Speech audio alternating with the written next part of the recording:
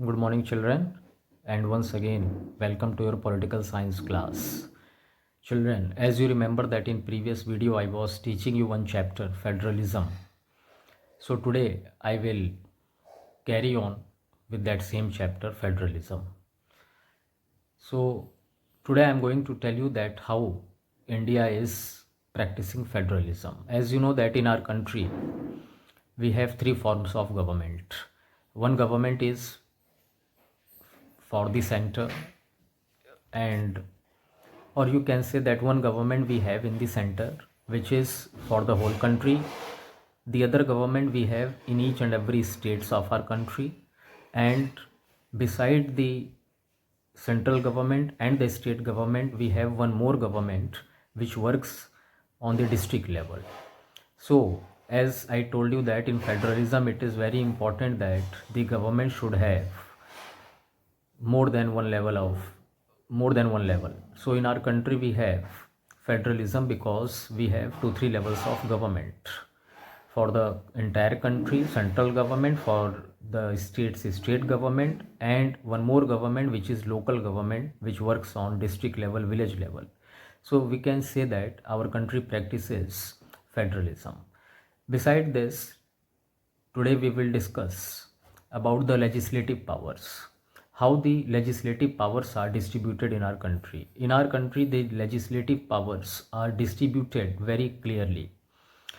We have three types of list, and these lists tell the powers of the central government, of the state government, and the local government. So first of all, we should see the powers or the list which contains the power of the central government or the union government.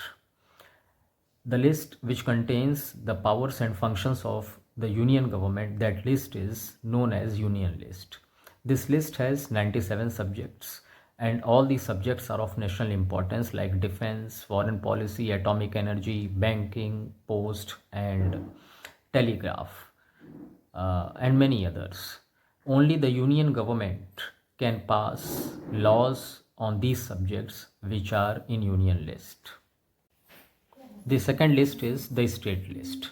The state list has 49 subjects in totality. 59 subjects are there in the state list, and the subjects which are in state list are like police, local government, trade, commerce, etc. It includes education and agriculture also.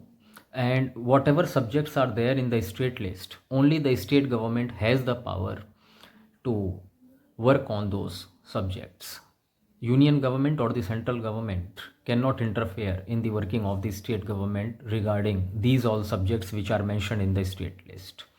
After that, one more list is there, that is concurrent list, and in totality in concurrent list there are 47 subjects. Both the center and the state government have the power to make laws or entertain these subjects which fall under the concurrent list.